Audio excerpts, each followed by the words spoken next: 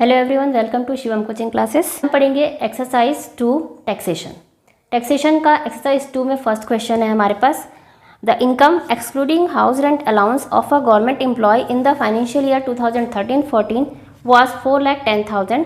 ही deposited 24,000। यहाँ पर 24,000 है, बुक में मिसप्रिंट है 20,000, जिसे सुधार कर 24,000 कीजिए as premium on life insurance policy and 4,000 every month in general provident fund. He also purchased a national saving certificate worth rupees 25,000. He donates rupees 20,000 to the Prime Minister's Relief Fund, which is 100% tax free, and rupees 12,000 to old person's home, which gets him 50% tax rebate. Calculate the payable tax for him at the end of the year. A maximum of 1 lakh of savings under any scheme, are permitted. The rates of tax are as follows. First है, यहाँ पर tax limits दी गई है up to rupees 2 lakhs nil, 2 lakhs तक कोई tax नहीं देना है। सेकेंड है 2 lakhs 1 rupee to 5 lakh 10%, and third है 5 lakh 1 rupee to 10 lakh 20%। First educational cess 2% of payable tax, second secondary and higher education tax 1% of payable tax. It means यहाँ पर total 3% हमें एजुकेशनल सेस देना है। तो आइए हम इस क्वेश्चन को सॉल्व करते हैं। द इनकम यहाँ पर दी गई है, इनकम फाइनेंशियल ईयर 2013-14 के लिए 4,10,000। तो यहाँ पर एनुअल इनकम दी गई है, हम सीधे सीधे इस एनुअल इनकम को लेंगे। Annual income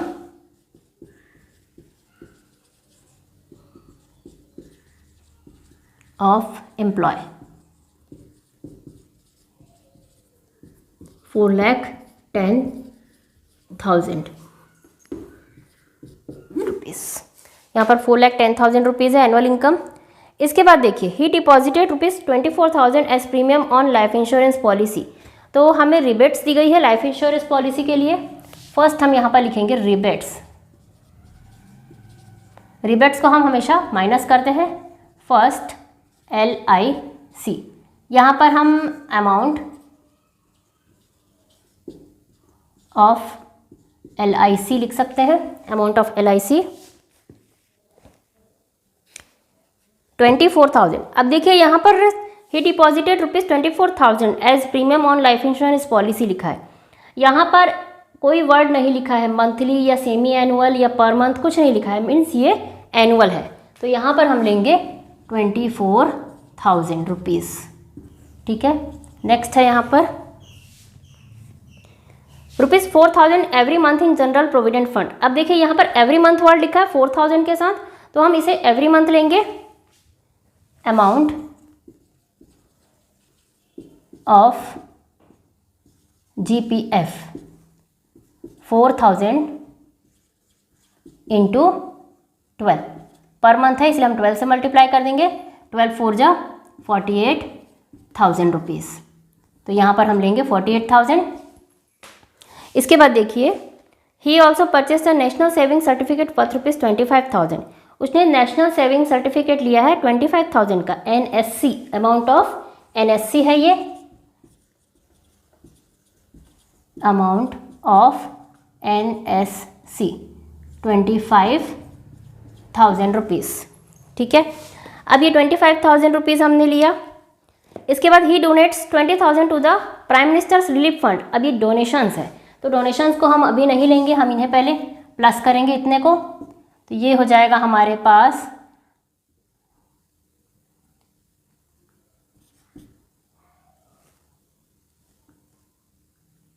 97,000। अब देखिए यहाँ पर 97,000 है, ये 1 लाख से कम है, तो हम ये पूरा अमाउंट ले सकते हैं। तो यहाँ पर हम लिखेंगे अंडर 1 लाख, इसलिए यहाँ पर आप 97,000 को माइनस कर देंगे इस अमाउंट में से। तो 4,10,000 में से हम 97,000 माइनस करते हैं। 10 - 7 3, यहाँ पर हो जाएगा 0। 0 होने पर ये हम फिर से लेंगे 4 से, तो ये हो जाएगा 10 - 9 1, और ये हो जाएगा 3,13,000। ठीक है, एक बार और चेक कर लेते हैं इसे। 4,10,000 हम इसे प्लस करके देखते हैं, 3,10,000 13,000 प्लस 97,000,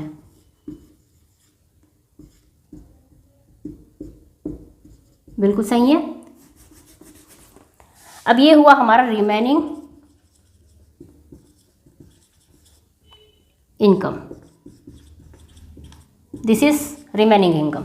अब हमें इस रिमेनिंग इनकम में से डोनेशंस को माइनस करना है, कम करना है। तो देखिए हम लेते हैं अब he donates 20,000 to the prime minister's relief fund which is 100% tax free. तो हम यहाँ लेंगे माइनस डोनेशन, डोनेशंस फर्स्ट है टू PM रिलीफ फंड 20,000। तो यहाँ पर इस 20,000 को हम लिखते हैं यहाँ, और यहाँ देखिए 100% टैक्स फ्री लिखा है, 100% टैक्स फ्री लिखा है, इसलिए हम ये पूरा अमाउंट ले लेंगे। नेक्स्ट है आपके पास दो अमाउंट्स है डोनेशन के। सेकेंड है 12,000 to old persons home which gets him 50% tax rebate, उसको उसमें 50% टैक्स रिबेट मिलेगा। Old persons home,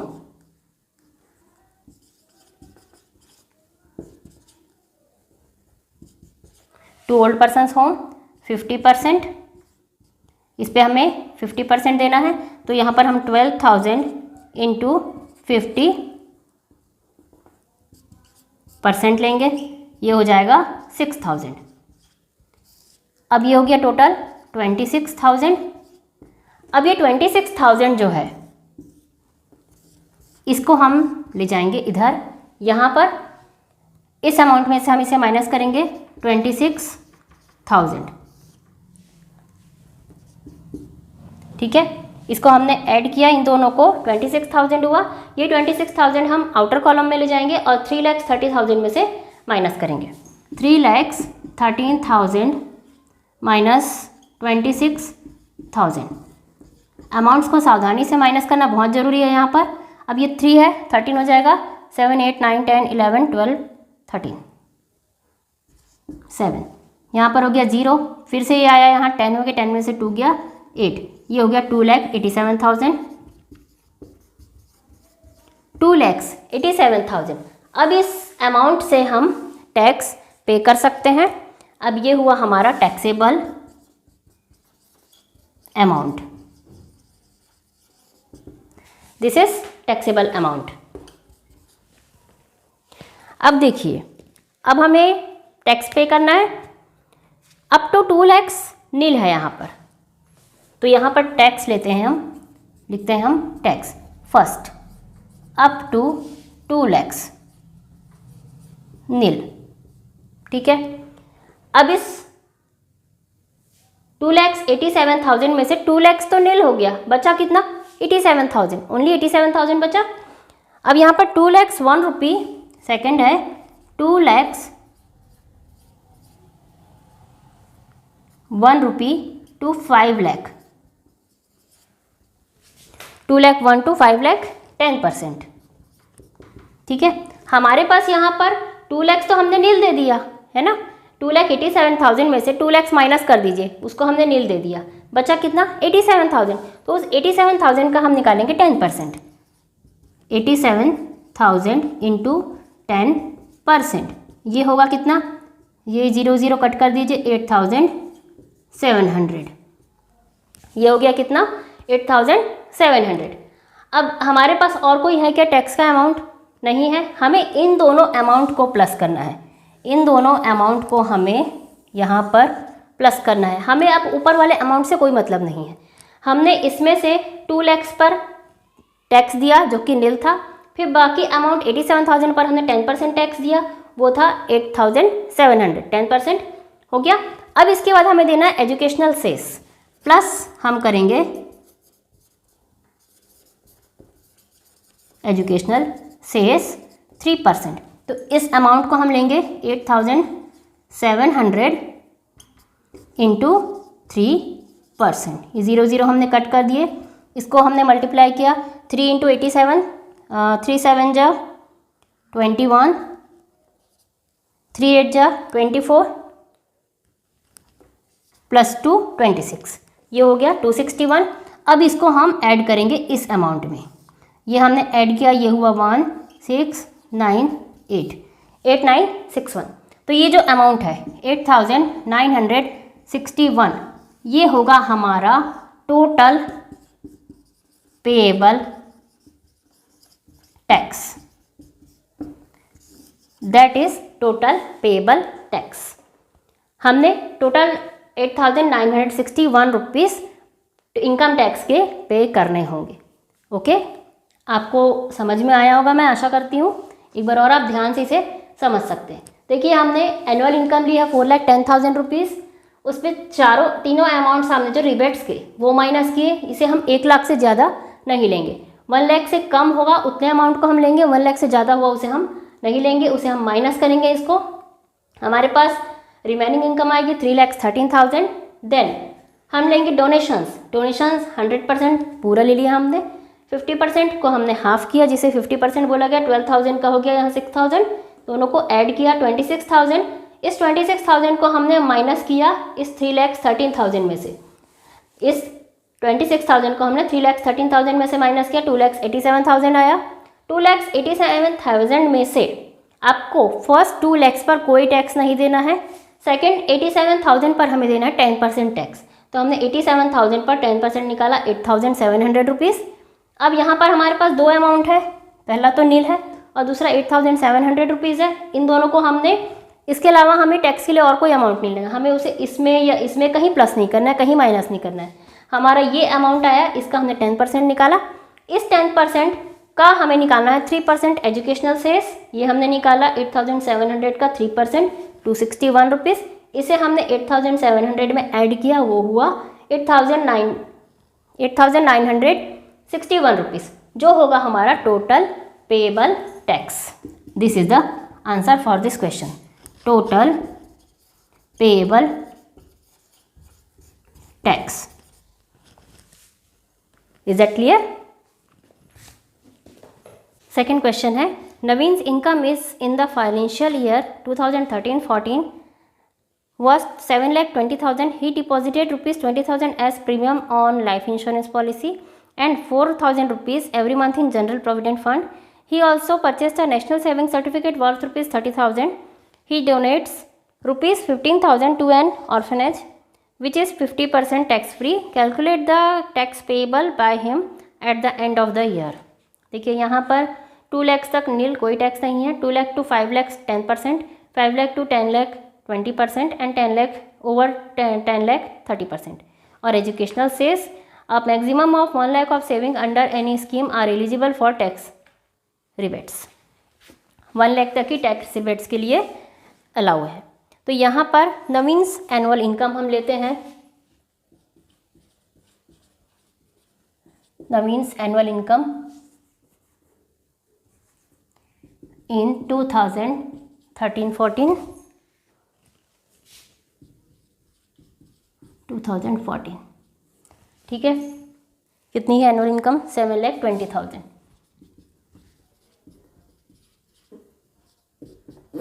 7,20,000 rupees. अब यहाँ पर हम रिबेट्स देंगे लाइफ इंश्योरेंस पॉलिसी के लिए 20,000। यहाँ पर 20,000 एज प्रीमियम बस लिखा हुआ है, मंथली वर्ड या एनुअल कुछ भी नहीं लिखा है, तो इसे हम लेंगे एनुअल LIC 20,000। सेकेंड अमाउंट हम लेंगे ₹4,000 every month in general provident fund, GPF। यहाँ पर GPF हमने लिखा 4,000 इंटू 12, ये हो जाएगा 48,000 rupees, 48,000 rupees. He also purchased a national saving certificate worth ₹30,000। Third हम लेंगे NSC 30,000 रुपीज़। अब इसे हम ऐड करते हैं, ये हो जाएगा हमारे पास 98,000 which is permitted up to 1 lakh. 1 lakh तक का ही ये रिबेट अलाउ है यहाँ पर। तो ये अमाउंट हमारा 1 लाख से कम है, इसलिए हम इसे पूरा पूरा माइनस करते हैं, इन्हें हमने प्लस किया। अब ये जाएगा हमारे पास माइनस होने यहाँ 98,000 रुपीज़। इसे आप अलग से यहाँ पर पेएबल इनकम आप इसे लिख सकते हैं, रिमेनिंग इनकम, और 7,20,000 माइनस 98,000 इस तरह से भी लिख सकते हैं। तो इसे हम माइनस करते हैं, 7,20,000 माइनस 98,000, 10 माइनस 8 2, यहाँ 1 हो गया 11, 9 प्लस 2 11, 6,22,000। ये हो जाएगा 6,22,000 रुपीज़।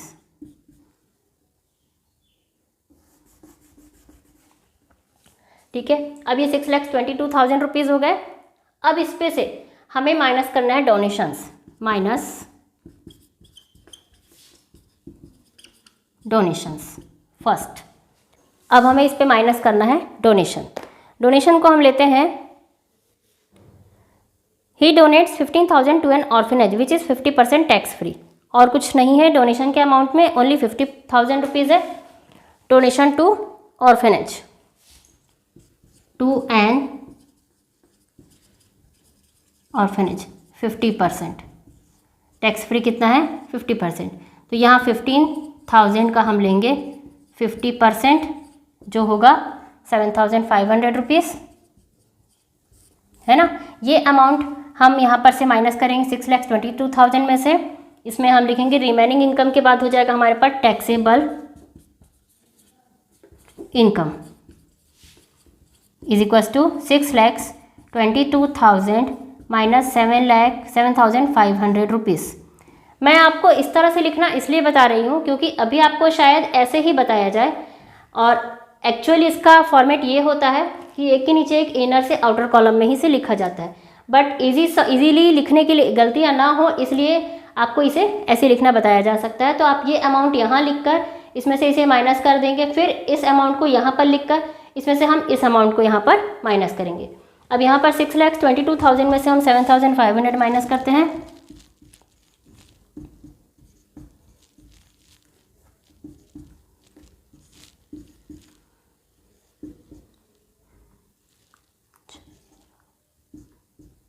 $6,14,500, ये हो जाएगा 6,14,500 रुपीज़।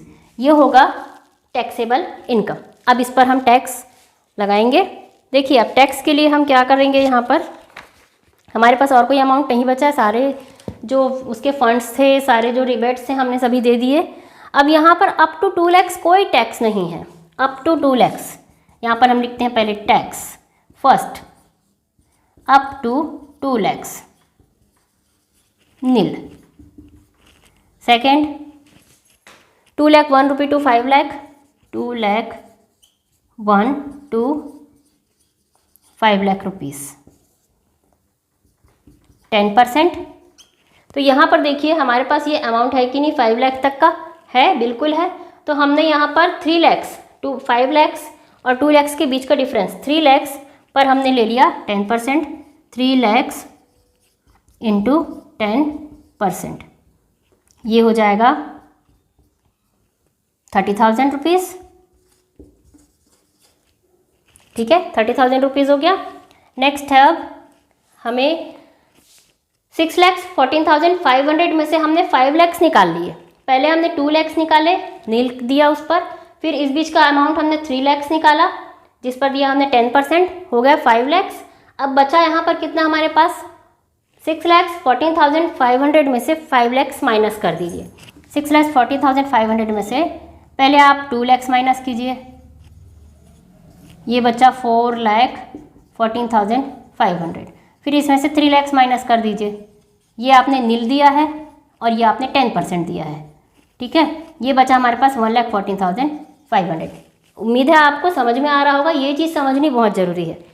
अगर आपके पास बचा 1,14,500, इस पर आप देंगे 20% टैक्स। यहाँ पर हम लिखेंगे अब 5 लाख 1 रुपी, 5 लाख 1 टू 10 लाख है शायद, 10 लाख 20%, है ना। तो यहाँ पर हमारे पास इस बीच का अमाउंट कितना है, पूरे 5 लाख है क्या हमारे पास, नहीं है।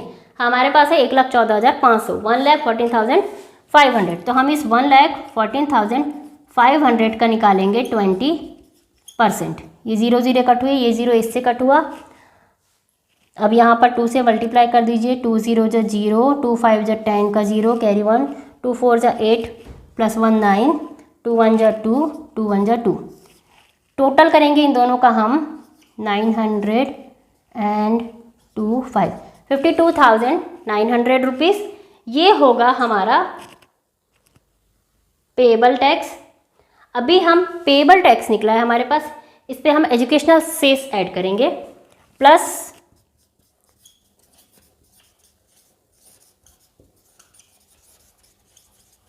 %3। एजुकेशनल सेस 3% लिया जाएगा, जो कि इसी अमाउंट का होगा 52,900 इंटू 3%। ये 0 0 कट होगा, यहाँ से मल्टीप्लाई 3 करेंगे, 3 9 जा 27, 2 रिमेनिंग है, 3 9 जा 27 का 2 आया, 7 लिखा, 3 2 जा 6, 7 8, 3 5 जा 15, 1587। अब इसको हम ऐड करते हैं, 7 8 9 प्लस 5 14 कैरी 1 2 3 4, 34,487 रुपीज़ होगा टोटल पेएबल टैक्स। नवीन को यहाँ पर टोटल 34,487 रुपीज़ टैक्स पे करना होगा। ठीक है, तो यहाँ पर आप इस क्वेश्चन को रिवाइज कीजिए, बार बार इन्हें सॉल्व कीजिए, प्रैक्टिस कीजिए। बहुत इजी क्वेश्चन है, आपको फॉर्मेट अगर अच्छे से याद हो जाए तो आप बहुत आसानी से इन्हें सॉल्व कर सकते हैं। और कैलकुलेशन में मिस्टेक आप ना करें, बहुत ध्यान से यहाँ पर कैलकुलेशंस करें, आपको बहुत ही इजीली ये क्वेश्चन आप सॉल्व कर सकेंगे। तो उम्मीद करती हूँ आपको ये क्वेश्चन समझ में आए होंगे। नेक्स्ट क्वेश्चन को बताती हूँ मैं नेक्स्ट वीडियोज़ में। Till then bye bye and thank you.